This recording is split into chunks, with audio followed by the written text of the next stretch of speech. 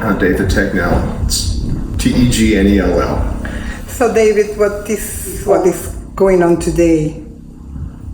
Is the open house? Yeah, well, it's to dedicate that sign that's out in front. It's a historic marker. This house has been occupied steadily ever since John Coltrane left in 1943. And the city bought it. So, outside of the people who were living here, very few people have ever seen Coltrane's house. So this is why this is all sort of new. We opened the house in conjunction with the marker, even though it's not restored, just because there's a lot of curiosity, sort of pent-up curiosity about how he lived when he was here. So for how long did he live here? He lived here. The house was built in 1928 and he left in 1943. He came to High Point as an infant. Yeah, because he was not born here, right? He was born in Hamlet. In Hamlet, yeah. But he came here when he was very young. He came to High Point when he was 3 months old. Yeah.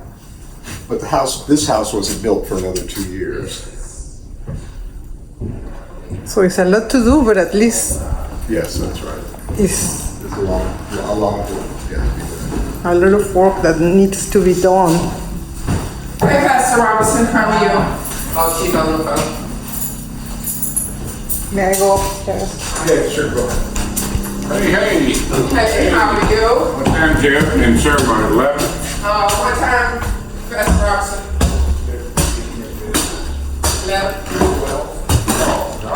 Come on. Okay, so we don't have a program.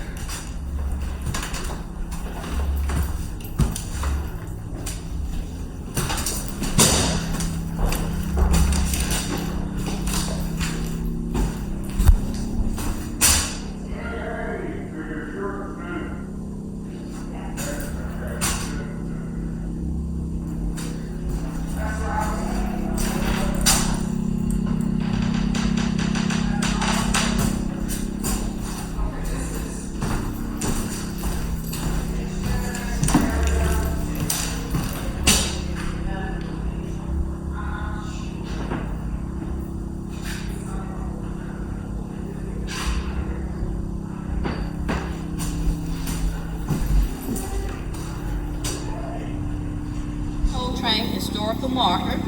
I am Phyllis Bridges, co-chair of the Coltrane Project and founder and CEO of Ulix Modern Art.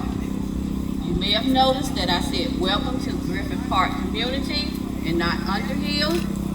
Well, this area is more than just Underhill. This area was developed in 1922 and was in its heyday called Griffith Park. Probably this was High Point's first African-American subdivision. Most of the residents in this area were High Point's professionals and Black elite. People like doctors and our lawyers and ministers such as Reverend William Wilson Blair. Reverend Blair, a former slave and John Coltrane's paternal grandfather, completed the construction of this house in 1928. As you tour the house momentarily, you will be transported in time through the architect and all that went into the construction of Coltrane's childhood. And this is just the beginning. We have the momentum going. We're going to keep it going. And David, he pulled it together, and this is like a dream for us. We've been trying to make this happen for a little while. And shirt is because the AME Zion Church is part of the history of this house and of John Coltrane and his father. I'm a graduate of Hood Theological Seminary, a proud one at that. And John Coltrane's grandfather, Reverend Blair, served as a presiding elder both in North Florida as well as in North Carolina. And so one of the things that I just want to help us to understand is that John Coltrane was formed and shaped by the people who lived in this house, and formed and shaped by the city of High Point. One of the other main things I want us to consider is I've heard when being a part of this community that Coltrane never came back. Well, one of the things we should ask ourselves is, why did he leave? When your father is deceased and your mother has moved up north and your grandfather and your father have deceased and you are a recent graduate of high school, then when you moved away to go be with your family up north.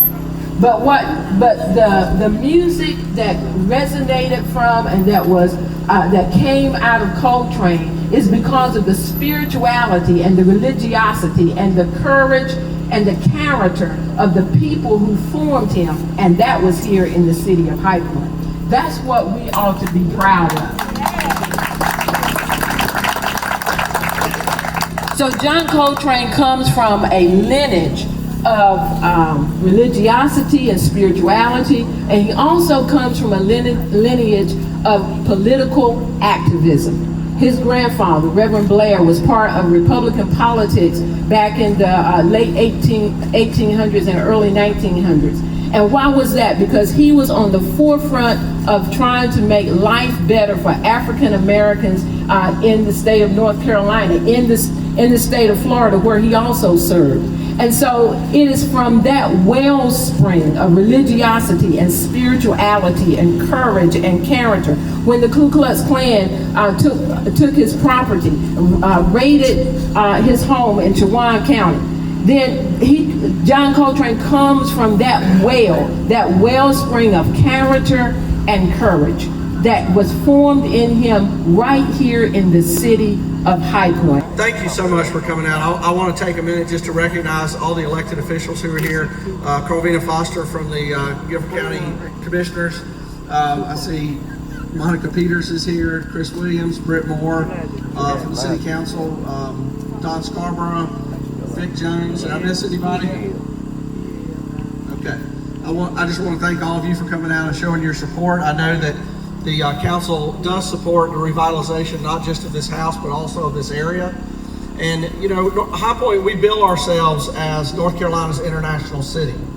And a lot of that is because of the companies who are here from all over the world. And all come down to the marker. We will make this happen.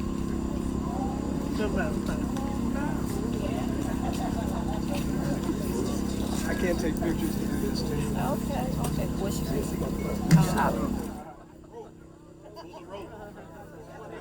There you go.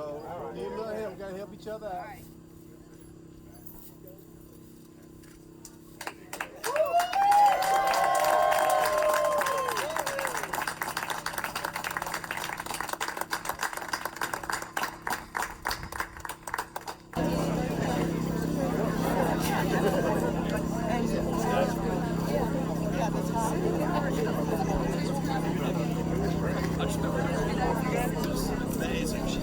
She's also a preservation music knowledge today.